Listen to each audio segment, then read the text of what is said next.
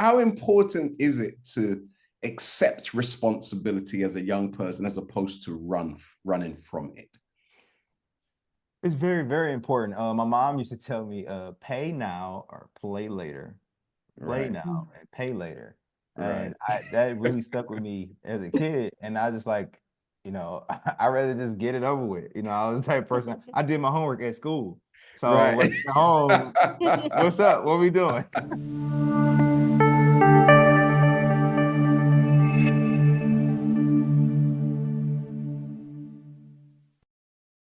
If you both are in a board meeting, for instance, or you get some bad news Okay. about the business or a challenging news about the business, Mhm. so you're both challenged.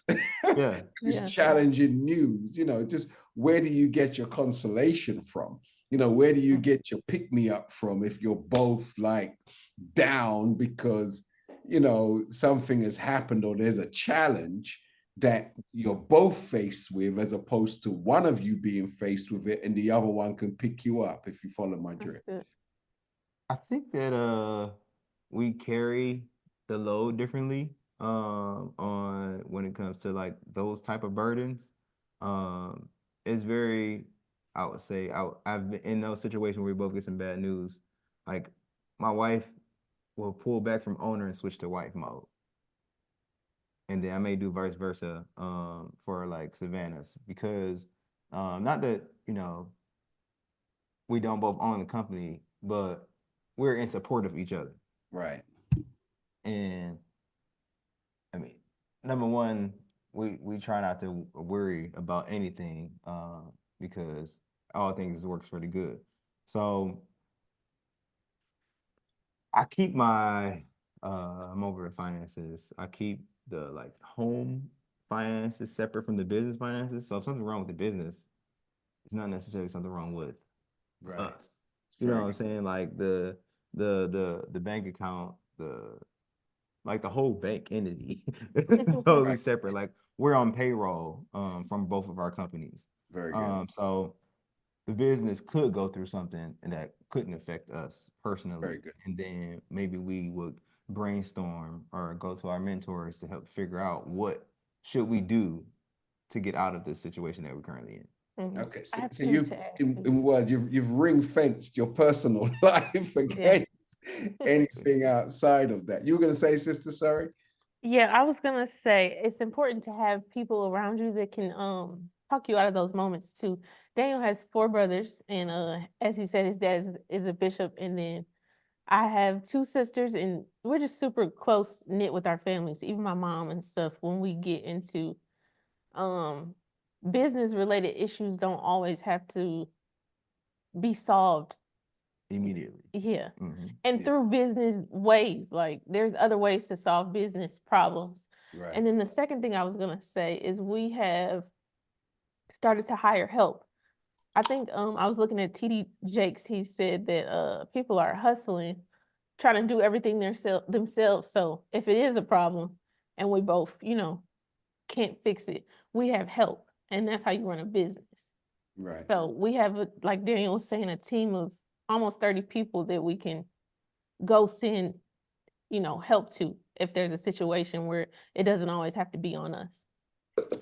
Fantastic. So lastly, how important is that family network of support on both sides? Would things be what they are if that wasn't a part of the whole mix? Mhm. I think it's extremely important. And we go vice versa too. Like we're so close knit that I'm close to his brothers and his mom and dad. He's close to my sisters and my mom and dad. I know everybody doesn't have that, but it's a big part of how we run not just our business, not just our family, but how we run our lives and how it can stay moving like a moving train because everybody can be on one accord because we're all communicating. We all know what's going on. If Daniel has an out of town job, we send out a text message when he gets on the plane, when he's on his way back. Like it's super close knit that nothing can kind of get in. Like the enemy can't make his way in through business, through money, through family situations. It's really important. Very good. So last question from me. What are the invaluable qualities or the invaluable benefits of having a family business or a relationship centered business? Okay, so to me, you don't have to worry about someone having ulterior motives, or like wanting to take what you have. You feel it's a sense of comfort. I'm going to When stop you like there. Is that because you're not necessarily bringing personal wealth to the endeavor, but because you're making the money together and the business is conceived jointly? yes. Is that what's qualifying what you're saying? I think not only that, I just feel like we all, because I even have like my nephew is one of our biggest, our most valuable staff members. My brother's a staff member. Our sister's one of our staff members. Like I feel like Okay. we're creating generational wealth, and we're all making it together. Right. But by way of the fact that the point you were making, because you have started the business together, is that one of the means and the methods by which you can continue to scale the business, and you're both 50% owners based upon making it happen, as opposed to you bringing a business? For instance, if your wife already bought this successful business and asked you to be a part of it, or you brought the business and asked her to be a part of it, is it better that you actually created this business from scratch as opposed to something that was already in existence? I don't think that it makes a difference after our marriage based on like our foundation and our beliefs. I believe like we became one. Right. So like anything that I do represents her. Anything she does represents me.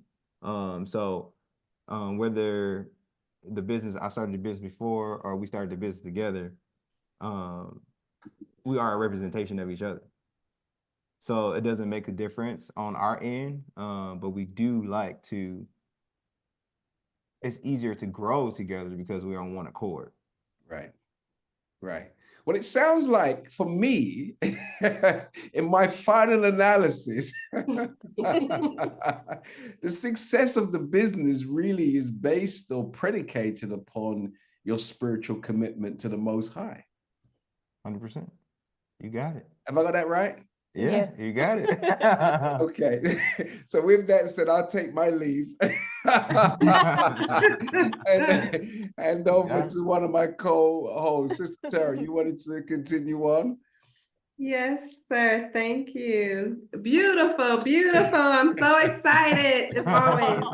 So, I already know y'all's story. However, I would like to know, I do know that, okay, now you're called Good Boy Multimedia, but what was it before you branched out? That's the first question. And then I want to ask, I know this has to be a passion for you, but what let you know that this is what I'm going to do? I know that this is what I'm going to do, and this is like, I'm not going to university to be a doctor. I don't want to be a lawyer. I know I want to be an entrepreneur. What made you decide to step out on faith and say, this is it? First, how did you expand from your first iteration of the business to Good Boy Multimedia? And then what made you know, this is to both of you, that this is the path that I'm going to go down on? And for Yasmin, what made you know that, yes, this is the path I'm going to go down on with my husband? You can start. All Y'all go right, back to so Good I'm gonna Boy start with the Records. first thing. So the name of our company was Good Boy Records when we first started. Um, and that's because we were mostly focusing on music, so DJ and live and in studio engineering. We used to have a group of guys. We used to create just gospel music and rent off the studio for a different payment. But as they got older, the money was coming in a little bit too slow. So we kind of had to navigate to something that didn't take all of us at one time to create. I was dating my wife at the time, and her passion was styling. And I still think it's one of her passions. She would ask me to take pictures of her. All her outfits. She come to church really pretty on Sunday, and she want me to take a picture of her. Like it's a whole thing. Like before we eat, after service, figure out a location and make sure you get a good picture of her to post online. Um, Through me trying to please her, we weren't sexually active, so I had to do a lot more stuff to please her. You know, so I was trying to please her, and I just bought a camera. I'm like, I can't get the photos to look like the photos that you see with these models. So I bought a camera and studied it. This is only because I heard that we expanded to the media industry. Um, so the camera did photo and video. So now I'm playing with the camera in church because we have a servant's heart there. The whole company is based off of being a servant. Not getting paid. I'm recording videos at church. And I would give the videos to our media director at our church. Never edited a video, just playing with the camera, trying to get better for her. And for some reason, he didn't show up and he got fired. And I had to make my first video, and it was for my mother's women's conference. And my first video played in front of 900 women, and it kind of like it just catapulted the whole media side of the business that originally wasn't even like a thing. I had a camera just solely to take pictures of my wife and to get And better. after that success, that's when you proposed, right? Yeah, she's the one.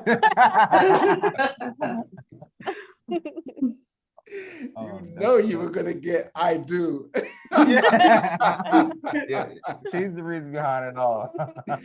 That's very good. Wonderful. Well, Wonderful. I think that was both of us dancing. The second question? Yeah. Okay. Okay. Your second question was how I knew this was something I was supposed to be doing. Yeah, and what made you decide to say, okay, I'm gonna follow this man, what he's doing? Woo, What made you say, okay, forget what I want to do. I'm gonna go ahead and I'm gonna follow this, not necessarily follow like behind him, but I'm gonna help him to secure the dream that he wants. And I'm gonna have that be a part of what I want to do as well. So what made you decide that? Because that can be hard for women to say, wait a minute, you go ahead. I'm about to be an entrepreneur, I'm about to do my own thing. Or, you know how it can be, women. Let her answer We that. want our own money and your money too. So what made you decide that yes, you trust first? I know you had to trust him, but what made you decide that yes, this is what I'm gonna do? Yeah. Wait, and what did your parents think? Okay. Because I know you had a plan. Yeah. I think I didn't go along with it at first. And with me, I was being disobedient because I knew what I was supposed to be doing. So the stuff that I was trying to do was not going anywhere. It would always have like a cap to it.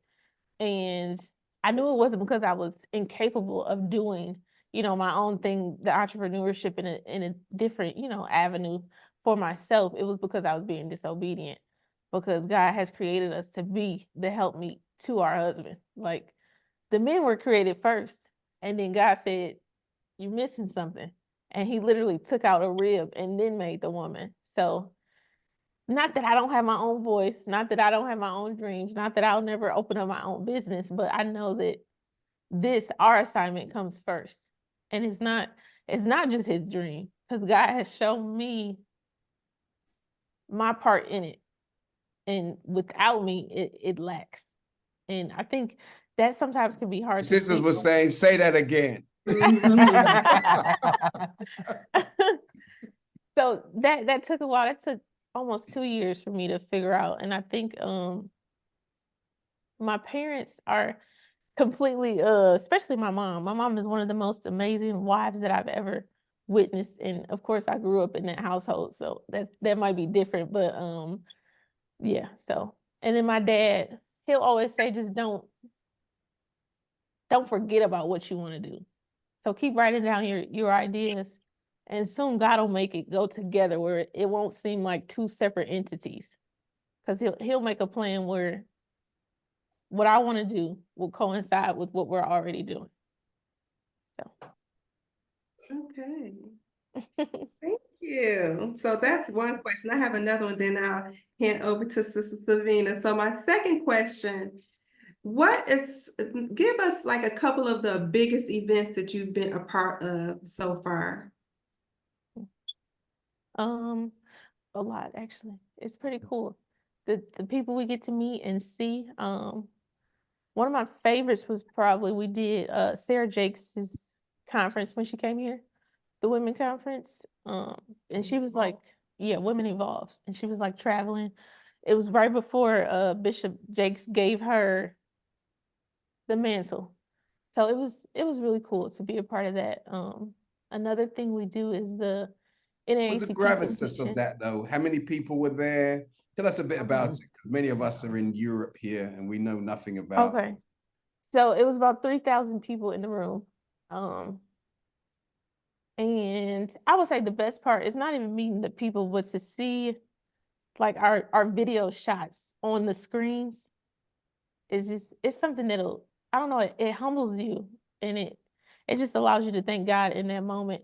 We also went to our biggest stadium in Michigan, Little Caesars Arena, with Triumph Church, and it was on Easter, and they had a special guest. It was Kirk Franklin, which I love Kirk Franklin, so it was just a fun time. But again, to see you go to the basketball games and you see the shots of the players on the screens. So the fact that our shots, our video cameras were playing on the jumbotrons, it was just like it's mind blowing what you get to see. And I don't know how many people can fit at the Little Caesars Arena, but it had to be triple. About 20,000 people. Yeah, and it was full. It was full. The So capacity. 20, a little over 20,000 people. yeah. I guess another big event was the NAACP convention. I think the last one that we just went to was in Jersey. Boston. The last one was Boston. Jersey was the year before. Last one was in Boston. And then I don't know if you guys follow the NBA, but we get to No, we follow soccer. Soccer. We got to meet some of those players. I think that was pretty cool. Yeah, the NAACP, we got to meet the vice president. Yep, Kamala Harris. Yes, so that was awesome. It's really awesome seeing people off of a camera and the way that they talk and stuff, and you'll never guess how people talk about God. Like they don't say it much when they're on stage, but they talk about God when and I think that's amazing. And it was that for me, for the vice president, that she was so open about it. So I thought that was really cool when I met her. And Vice President Kamala Harris. Yes. Yeah, I'm gonna jump in this just before you go, Sister Silvina. Just very quickly, how important do you think it is for there to be a family business in regards to keeping marriages and families strong? How important is it to have a family business? And what's the consequences of not having one, possibly? I don't know the consequences of not having a family business. That's just a structure that I saw growing up. I know Yasmin's mother and father both have their own jobs. And my mother and father, they're priests. So I guess you consider it as a family business. But I think that you're allowed to spend a little bit more time with each other. It's not that you have to necessarily go get the money and bring it home, and then the time that you have allotted at home is the time that you get. Because I know a lot of the bigger, higher paying jobs have a higher demand on your time. So the whole reason that I became an entrepreneur is because I didn't want the demand on my time. Yes, I'm to the point right now where I work for a bunch of different businesses, but it's at my schedule, my availability. If I have to, like Yas was just recently in the hospital, if I had to shut down everything that's going on and be with her, I can do that. And say if I'm in a big position at a, a car company or oil company or something like that, bringing in the same type of money that we bring in now, I can't just take days off because the demand is there and me to be there. So having a family business, yes, you can create general wealth, but the biggest thing for me is being able to be there and take vacations when you so choose to. Very good. Thank you. Well, I'm glad that I'm so in such synergy with my co-host, because they've taken all of my questions. But I've got another one. And thank you. I'm enjoying everything that you're sharing. I wish you all the best. I pray all the best for you. It's it's beautiful to hear your story, your thinking, your pedagogy on life. So, congratulations to you both. Pray you have a healthy pregnancy and birth. So my question was, can you summarize your faith walk? Because when you evidently there you have quite secure, concrete approaches to spiritually based to your journey, and you weren't always where you are now. Okay, so I'm making the assumption that there were perhaps peaks and troughs in the journey. I'm making the assumption. So what was your what is your self-talk, and how do you walk into that? That's gonna have to be a summary. I know that's a whole big question, but can you summarize your self-talk? How you You want me to go first? All right. So I know, especially for me, being an entrepreneur, people don't have to work with you. It's not about the actual skill or quality. It's a bunch of people who can do well with the camera or the VL. And then there's no manual for being a boss or a leader. You kind of like, I value the people that work with me because I feel like they're almost entrusting me with their lives, their income. And worship music kind of puts me at peace, gives me the focus. Fasting puts me at peace, gives me the focus to hear from God, to make the right decisions. Because I don't have a manual style agenda on the to-dos that it takes to get the business to the next level. We lean on God a lot for that, and the Holy Spirit. We might profit $10,000 in a certain time frame and just give it all at church on Sunday and say, God, I want you to take me to the next level, because I know that you can have someone call me. I'm building a church where you live, brother. And don't forget to bring your friends on a Sunday. Absolutely. And I feel like as Christian entrepreneurs, it's our job to be examples. And I feel like God uses that as spiritual credit. So there's been times where we've given $15,000 at a time in one service, just to say, like, I know that this is not us. This is not us. And you can trust us with your money. And we're just here. We're here as vessels on this earth. So allow our light to shine, and we'll definitely control our wants and give back, because it's already yours. You know what I'm saying? So like we're just holding it. Very Thank good. you. Awesome. That's it for me, unless you wanted to. I want to jump in because I just want to, and I know we don't normally ask people this, but how old are you both? I'm 27. I'm 28. Okay. Wow. So these are some young married people under 30 doing it big. Wow. So that's I wanted to say how old you all are, just because I want people to be inspired. It doesn't even matter how old you are. Look, these young people saw something that they wanted to do, and they took it by the reins and made it happen. And they're leaning on God.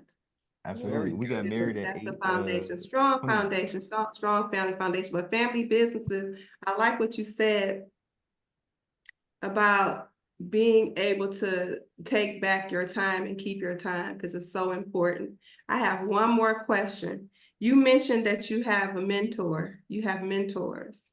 Mhm. So, and I know we talked about having a mind, you know, bringing like minds together. So when you say you have a mentor, are your mentors, do you seek out mentors who are in the same field, or are they doing the same things that you are, or are they spiritual mentors? What type of mentors do you have that are helping you and guiding you on your journey? So, I'm gonna let Yaz answer her version of this question, but I've always tried to be like a well-rounded person. So my mentors are not necessarily like just a photography mentor or just a video mentor, even though I do have those. I try to pick mentors in every area of my life that I've seen fruit with. So some people are better with money. Some people are better with marriages.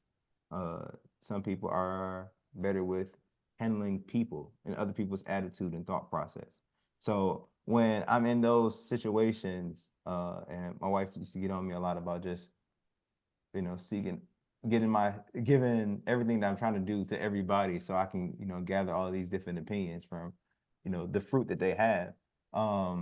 But I can seek out people who have the success in those areas, and then that allows me to have the best uh, information to make a decision.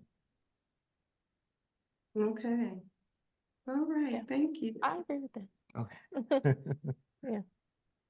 So what we were going to do, family, I was going to summarize, because my sister Tracy just put in the text a very great quote in regards to when Solomon, who was blessed with some of everything, anything a man could ever envisage, he was blessed with anything he desired.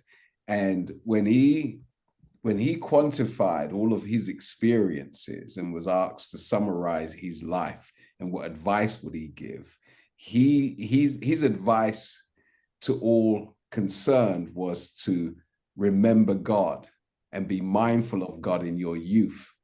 And Sister Tracy put in our chat, the benefits of the wonderment to find God in your youth.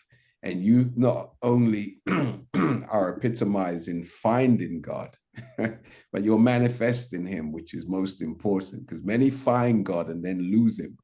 But you clearly have found, your purpose, because purpose is one of the biggest things we can have in life, is to know why we're here. And life becomes so easy once you have figured out what is your purpose. And you clearly seem to be riding the wave, because you're clear on what your purpose is, and you don't seem to have any fear, which is, a major attribute of a young person. Now, what advice would you give to single young people who may not be as fortunate as both of yourselves, because you seem to both come from quite stable family backgrounds where your mothers and your fathers, nurtured you in a home.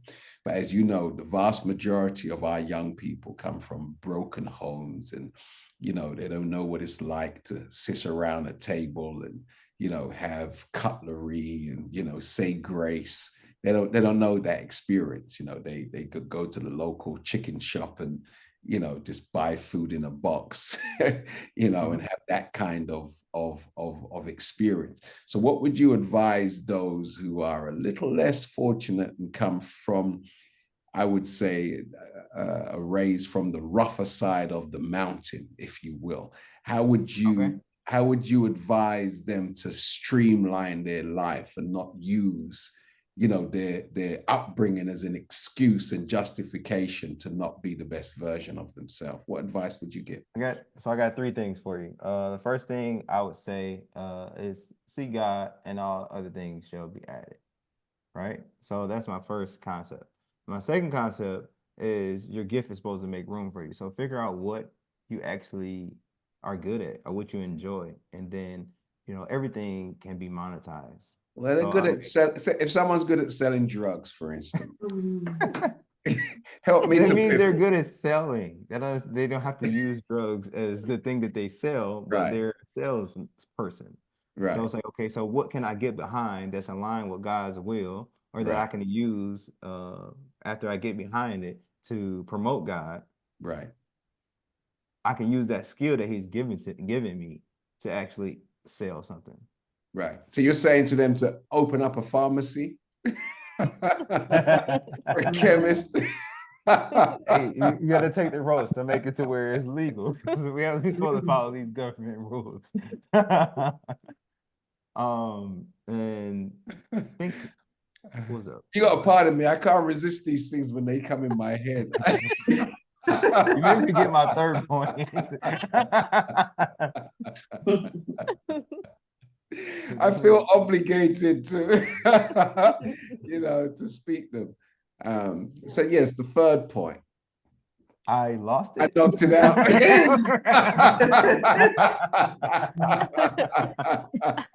Well, I can go. I would say, which is similar to your first one, to definitely. Got it. Go ahead.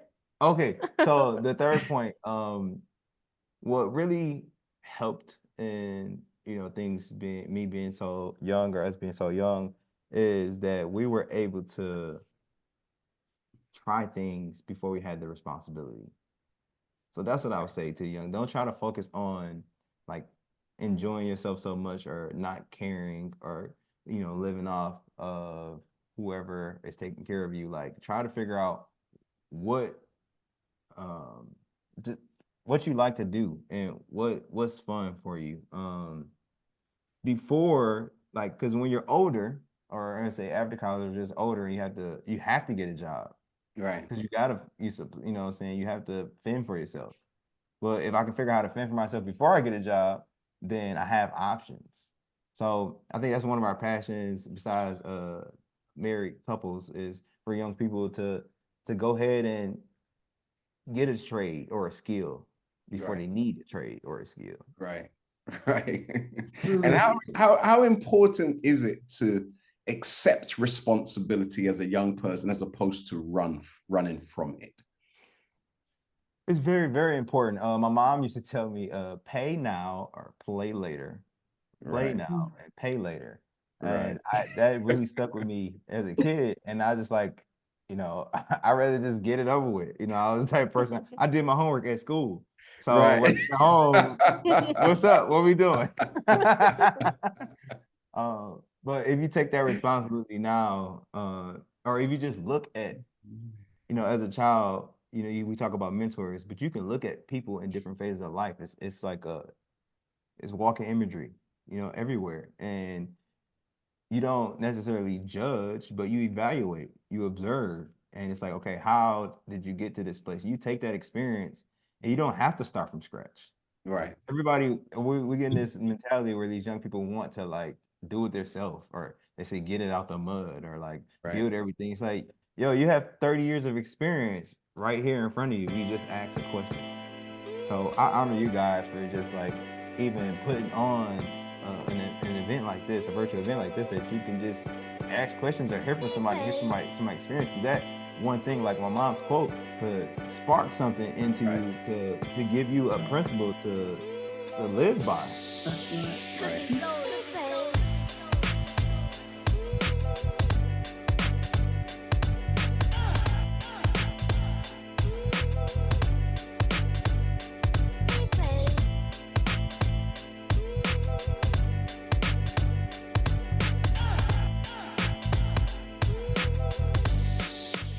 Do you enjoy our content? Well, make sure to like, subscribe, and click that notification bell so you won't miss an episode.